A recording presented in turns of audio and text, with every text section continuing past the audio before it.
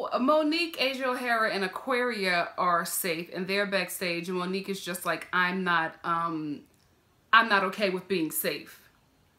Sis, did you see that dress that you wore down the runway? You should thank the Lord that you are still safe. You should thank Jesus and that glitter that you are still here. Also with that hat. Like, how did you think that you were going to be a winner with those fashions? Come on, sis. Now you're giving me Monet Exchange, not understanding that your look is not deserving of a win.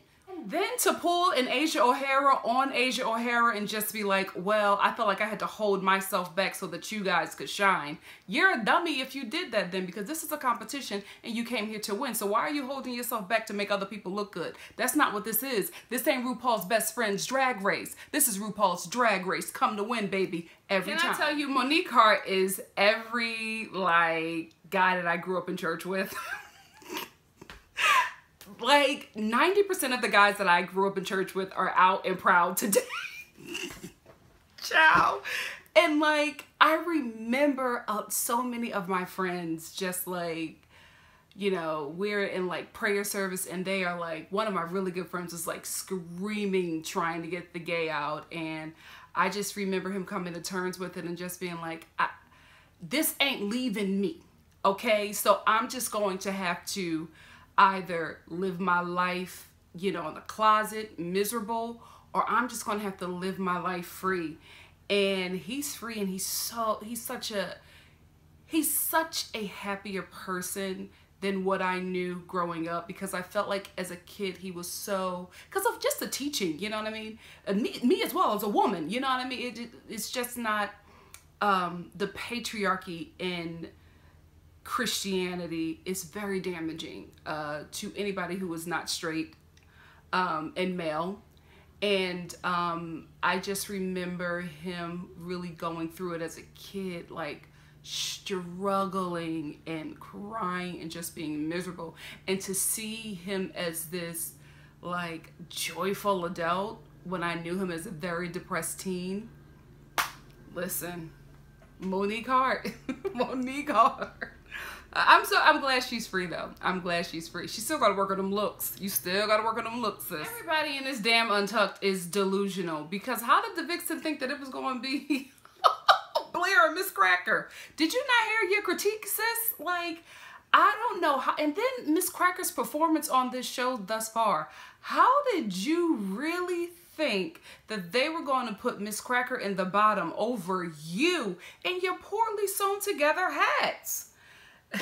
I need the Vixen's confidence. I really do. I feel like if I had that confidence, my career would have taken off so long ago if I had an ounce of what the Vixen possesses. And I disagree. I don't think that Blair was nervous. I think that she was trying to deal with the negative comments that they were saying about her and try to like let it roll over and keep on going on with the show, you know what I mean, with the panel, because she's not that kind of person. Like, she's a Broadway baby. She's not naturally comedic. She doesn't do jokes. She's not a comedian. She's not a shade queen or anything like that. So y'all were throwing this stuff at her and over her head to each other. So anybody in that situation would not be able to really, you know, perform their best, because you're doing combative performing at that point. You're not really giving your all and focusing on the performance at hand, because you are trying to combat the idiotic things that are coming out of your castmates at this point. So I don't really feel like she didn't shine because she wasn't the best or she was nervous. I feel like she was working with two partners who were oblivious and were really focused on this mean shade thing that did not read well. And if they went more with Blair's, you know, rainbows and unicorns, they probably wouldn't be in the bottom. You got to start planning. I love how Vixen is telling this story about how she thinks she's safe and they didn't really come at her. They came at Blair and Miss Cracker. And although none of the queens were on the stage, they don't believe it. The Vixen is saying all of this stuff and everybody's looking at her like, like, really? Did Ru really say that? You're really safe over Cracker? Really? But the Vixen don't get it. The Vixen don't get it. Like, she's oblivious to it. How? This moment with Eureka is really sweet, and I'm glad they're bringing that back where the family members encourages the queens on Untucked. I really, really love that because I think that's what you need. You know what I mean? And I also like to see, you know, the queen's family, especially if they have a supportive family. I think that's so great for us to see. And Eureka has a twin sister. Okay. We got to see Miss Peggy. I'm sad that we had to see her on the episode that her daughter goes home, but you know, at least we got to see her. At least we got to hear Blair's story and see the support team that she has back home. And I didn't know that Blair was the oldest. Blair gives me youngest. And as a mother, not as a mother, as a straight, right? Let me just speak as a straight. I get where Miss Peggy was coming from, because when you have someone in your family who is different, who is not of the status quo, you become very concerned about how the world will perceive them and treat them. It's not that you don't love them, right? It's that you're terrified for them. And I've been on both sides of the spectrum. Very different kid, you know what I mean? And my mom was this young mom with two very normal black children, and then she gets this weirdo. And I remember her being extremely protective over me. And it was because of the same thing. She was very afraid of how the world would perceive me. Like, I was the kid who would wear like glitter jackets. Nothing has changed. I wore like glitter jackets to school, and people would tease me for it. One of my best friends, who is a very fabulous makeup artist, we became very close because we were just different, and we were always picked on for being so different. One of my best friend name is Jason, and I remember us becoming friends. Like, we had a clique of like outsider friends.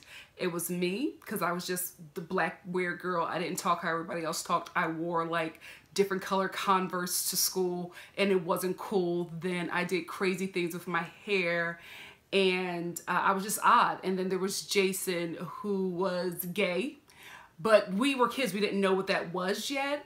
And he was just very flamboyant and, you know, had a slick mouth and just different than the rest of the kids who probably a lot of kids were like us, but just didn't come to terms with that. They fit into what society thought was normal.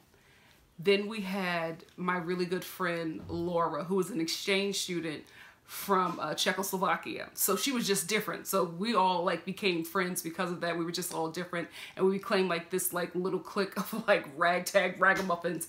And I remember my mom just being very protective over me. I remember Jason's parents being very protective. I remember Laura's parents being very protective over her, and really thankful that, you know, she found somebody to really connect to. They didn't care what color I was or what. They were just happy that their daughter had somebody, because she was being picked on a lot. I was being picked on a lot. Jason was being picked on a lot, and we just linked up together, and we were stronger together than we were apart. Now, for me, looking at it from the other side, two of my best friends came out as gay when we were freshmen in college. And I remember being so heartbroken by it. Not because I was ashamed that they were gay or anything like that. I was just afraid for them. I knew how we treated black gay people in the black community. I knew how we treated gay people in the black community.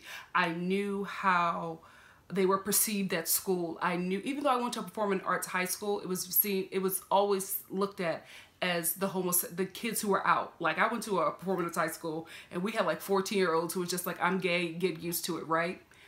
But my friends were not at the time, so there were jokes being made about them, and it was they weren't. We were the weirdos, but they were weirdos. So I remember being very terrified, very afraid for them, thinking that they would be murdered and killed. And then I was like really into the church. So I was just like, oh my goodness, the Lord is going to drag them to hell. Like, there were so many things going on, and I was just very nervous. I was very, very scared and terrified. Didn't think they would make it to 22, let alone, you know, in their 30s. Okay, and I get it. So I get Miss Peggy. I really understand. I know she loves her. You know, she loves her son, but I can understand that fear because I felt it as a kid. I remember I would just be weeping because we were also in New York City. I thought they would get shot. I was just terrified because I knew how gay people were treated. And I was just like, you are now gay. Oh my gosh, what's gonna happen to you? Nothing. Everybody's happy, but that's just the fear that society gives you because of how they are mistreated. So it's, I get it. I totally understand, Miss Peggy. Also, I want to make this point. When I said in my RuPaul's Drag Race review of this episode, I said that men being raped by other men is very common, and it's not something that's talked about because of the shame, right? Blair never mentioned the sex of her rapist, right?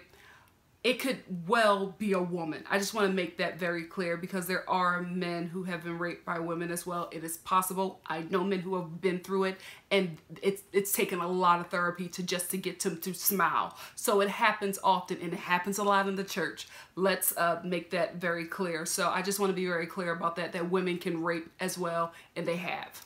Shade and drama and mess or whatever, it's always, you know, fun or whatever when we tune in to Untucked and see that. But I loved how the queens really rallied around Blair. I love Blair for opening up for that. And I love those sweet moments as well. I think we need those in this show. And I think that's why a lot of us were so pissed at All Stars, because for us, this is not that reality TV kind of competition show. We don't want this show to be cutthroat because I don't know, I just feel like we're dealing with a disadvantaged community, and you don't want them to hurt in any way, I guess, as a viewer, because you fall in love with these queens and they share such hard things. And you just, I don't know, you want it to be friendly competition on this show. That's how it is. And we're okay with the shade and the drama or whatever. We hate when it gets dark as viewers just because you already deal with so much. The last thing you need to deal with is your own community like shanking you in the ribs, right? So that's why we had a really hard time with All Stars, because it was just like, wow, y'all doing this to each other? Come on, like this community is all you have, like, you know what I mean? So I love when we have these sweet moments. I also love the shade and the drama as well, as long as there's a balance and as long as it doesn't get mean. So that's where it ends. We say goodbye to Blair St. Clair and her ears. I had no idea.